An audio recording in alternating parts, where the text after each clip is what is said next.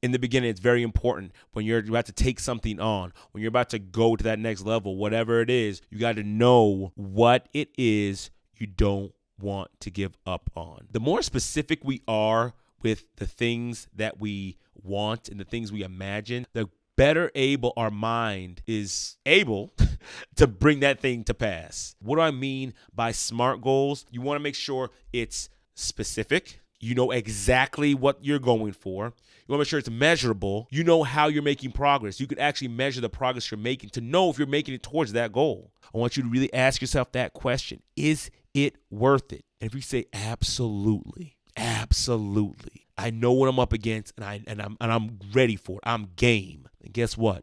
You make a hard, fast decision.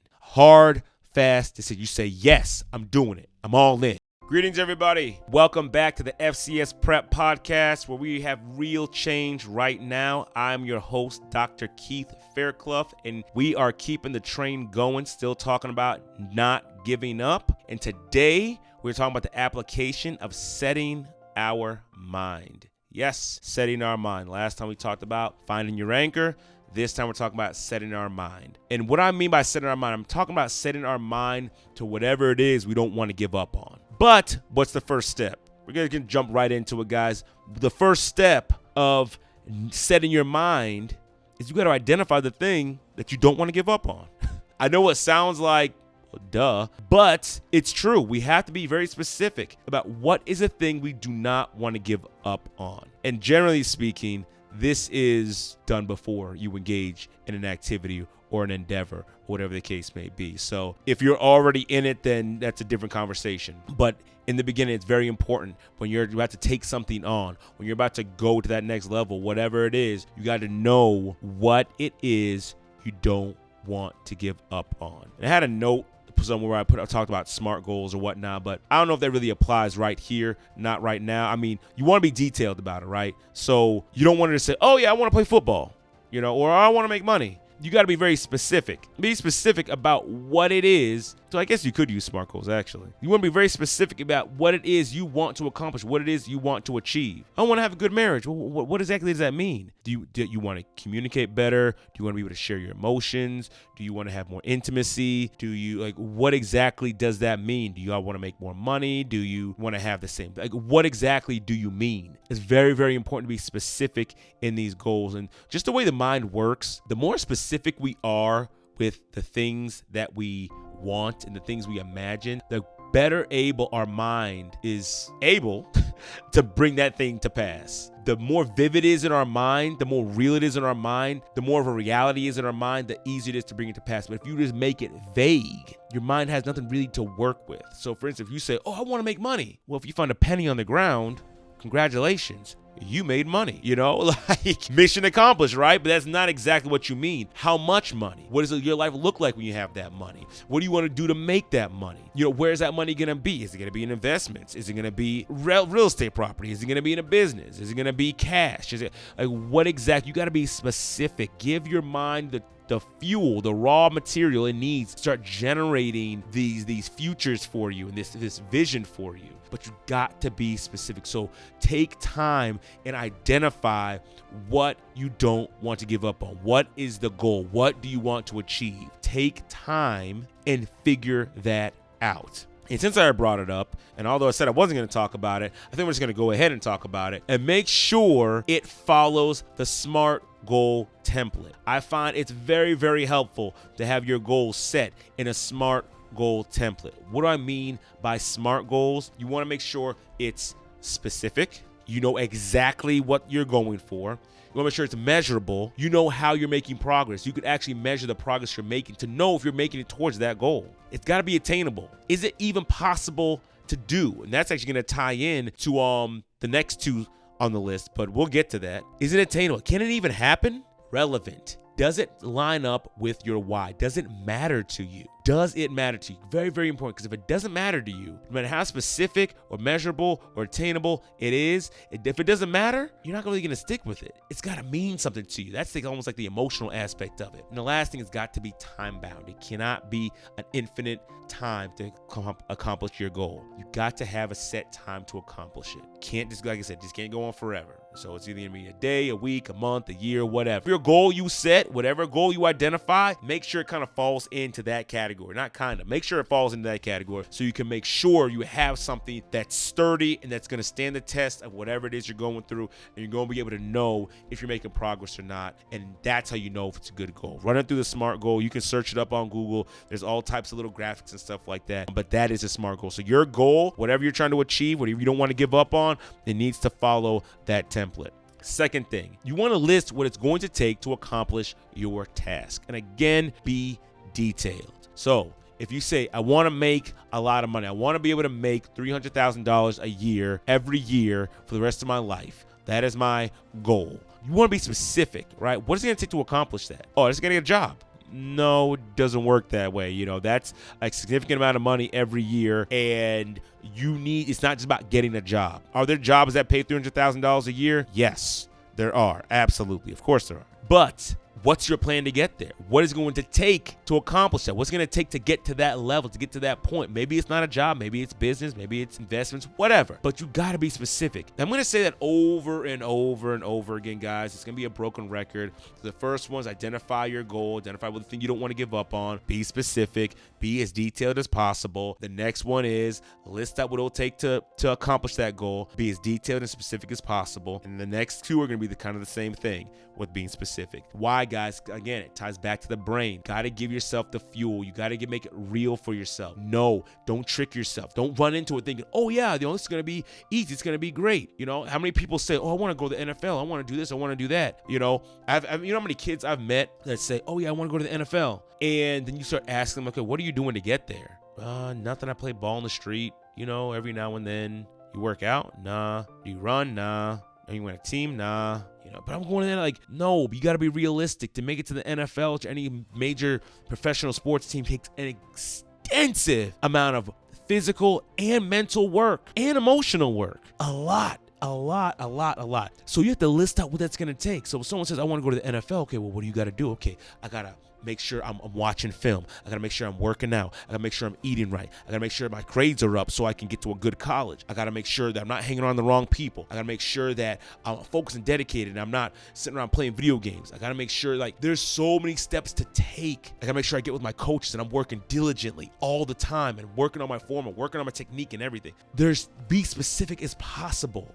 All as list is now. Granted, there's no way you'll be able to list every single thing. That might not necessarily be possible, but list as much as you possibly can. We live in the age of information now, where you can find anything, anywhere. You can find out how to solve any problem almost anywhere. That's why you're on this podcast right now, right? You can find it anywhere just by searching it up. So do an extensive search and make that list as detailed as possible for what it's going to take to accomplish this task. The more materials, more resources you have available to you at the start, the better it will be for you when you go through it. Because the thing is, and we're actually going to tie into the next part here, okay? The next part is, so that was list what's going to take to accomplish the task. The next part is identify potential hardships and barriers. Now, this one, for sure, it's extremely difficult for you to know what all of the hardships and barriers that exist for whatever your given goal is. Right, but you know there will be some. Right. So, for instance, use the NFL for an example again. I use that example as an example again. You know you're going to come up against a lot of great players. You know that you could possibly get injured. You know you could kind of tweak something. You know you may not get your best school. You know, like, there's a lot of things that could take place. You know someone might take your position. You know whatever. Right. There's so many different variables you got to try to consider, but list them. As many as you possibly can. And I want you to list them into two categories. One category of things you can control. One category of things you cannot control. I don't want you focusing on this one. I want you focusing on this one, because this one is the one you can prepare for. This one is the one you can get ready for. This one over here, nothing you can do about that. You can't control it. It's out of your control. Out of your control. Control what you can control, but list the potential barriers and hardships to achieving your goal. Very, very important. Again, you're not going to be able to account for everything. For those that, well, look at like when the economy crashed in 2020 with COVID, and when the economy crashed in 2008 with the housing market, and then the 2000 bubble.